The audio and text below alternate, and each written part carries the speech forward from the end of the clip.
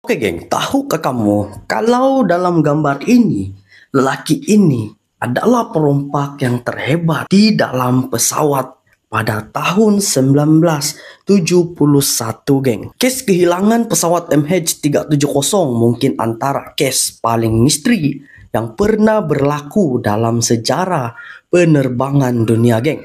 Namun sebelum case itu berlaku, pernahkah kalian mendengar kes rampasan pesawat oleh lelaki yang bernama D.B. Cooper? Cooper telah terjun dari pesawat dengan menggunakan payung terjun sejurus selepas berjaya mendapatkan wang tebusan seperti yang dimintanya, geng. Lagi misteri nih, geng. Cooper tidak pernah berjaya ditemui sekaligus menjadikan rompakan yang dilakukannya itu sebagai salah satu rompakan yang paling hebat sepanjang zaman. Siapa sebenarnya D.B. Cooper?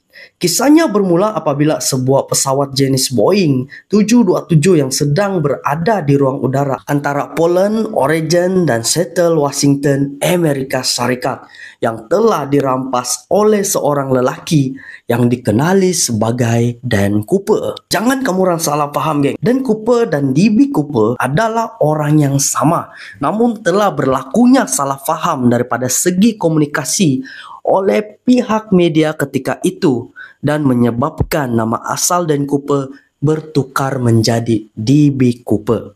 Pada tanggal 21 November 1971, di counter Northwest Orient Airlines, seorang lelaki dalam anggaran usia 40-an nih, telah membeli tiket penerbangan 315 satu hala dari Poland ke Seattle dengan mendaftarkan namanya sebagai Dan Cooper.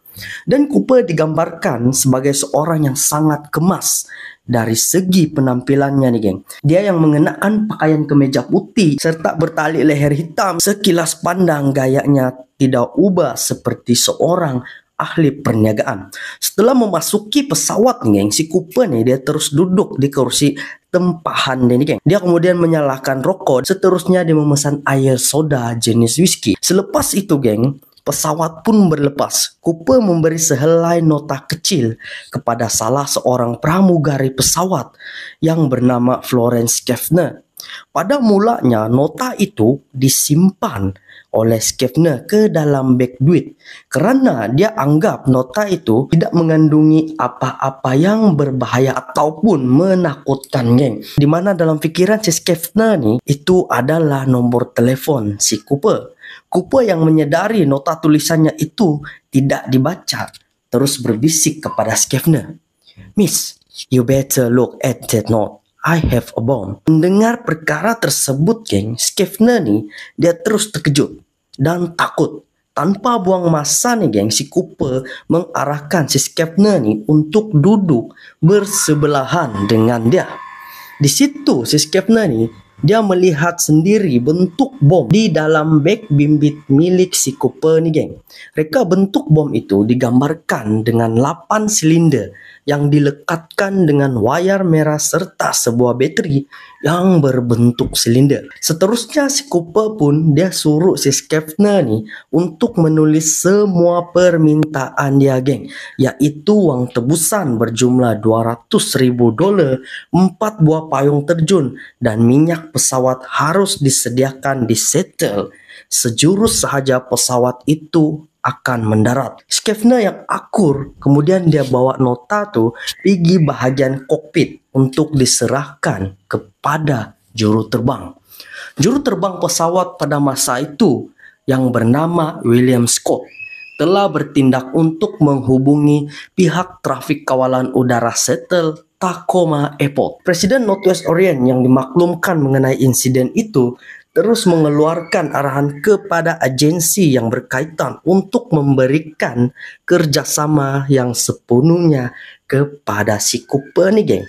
Selepas itu, geng, pesawat itu pun mendarat dengan selamat di daerah Seattle. Kesemua 36 orang penumpang dibenarkan oleh si Cooper untuk keluar dari pesawat sebab ia adalah salah satu syarat pertukaran. Bagi penggemar filem Hollywood nih, geng, kita sering disajikan dengan watak perampas pesawat yang dikategorikan sebagai antagonis. Perkara ini boleh dikatakan agak jauh berbeza sekali dengan perwatakan si Cooper. Menurut keterangan saksi, geng, si Cooper nih dikatakan seorang yang sangat baik, tenang, dan lemah lembut orangnya. Berikutan semua rancangan si Cooper nih berjalan dengan sangat lancar, geng. Maka pesawat itu kemudian kembali meneruskan penerbangannya menuju ke arah bandar Meksiko. Mereka yang kekal menjadi tebusan si Cooper nih, geng, adalah juru terbang, pembantu juru terbang, seorang pramugari, dan seorang juru terang. Pada sekitar jam 8.15 malam di ruang udara Reno dan Seattle nih, salah satu pintu pesawat tiba-tiba dibuka oleh si Cooper. Dia kemudian melakukan satu aksi luar biasa, yaitu terjun keluar dari pesawat dengan menggunakan payung terjun. Bermula saat itu, case si Cooper nih telah menjadi salah satu case paling membingungkan dalam case penerbangan karena jejak dia, geng, tidak pernah polis temui ataupun sesiapa tidak pernah menemui dia punya jejak selepas dia terjun dari kapal terbang tuh, geng. Pada mulanya pihak FBI berpendapat bahwa Cooper tidak sesekali akan terselamat selepas terjunannya itu. Ini karena adalah sesuatu yang mustahil untuk si Cooper mendarat dengan selamat. Berikutan lokasi terjunannya itu merupakan kawasan yang berbukit. Lagipun keadaan cuaca sewaktu terjunan si Cooper ini dikatakan agak buruk ketika itu. Sudah berpuluh-puluh tahun lamanya case DB Cooper ini masih lagi gagal untuk diselesaikan. Meskipun terdapat banyak cap jari yang ditemui dalam pesawat itu, tiada satu pun yang berjaya disahkan milik Cooper. Selepas keterangan semua individu yang pernah bersemuka dengan Cooper nih, maka terhasillah lakaran wajah si DB Cooper. Lagi menarik, geng, satu eksperimen telah dijalankan mengikut situasi sebenar kejadian. Berdasarkan keputusan eksperimen itu, geng, dengan mengikut kira faktor, daya angin, dan beberapa lagi aspek lain, jam 8.15 malam, yaitu bersamaan dengan waktu terjunan Cooper, merupakan waktu yang sangat sesuai untuk melakukan terjunan. Selain itu, geng, pihak berkuasa juga ada melakukan pencarian di beberapa tempat teori pendaratan Cooper, namun kesemuanya gagal untuk menemui sebarang petunjuk. Ramai pihak mempercayai bahwa Cooper ini merupakan bekas anggota payung terjun. Mungkin ada benarnya untuk kenyataan ini karena bukan calang-calang individu boleh melakukan terjunan yang luar biasa seperti sedemikian, geng.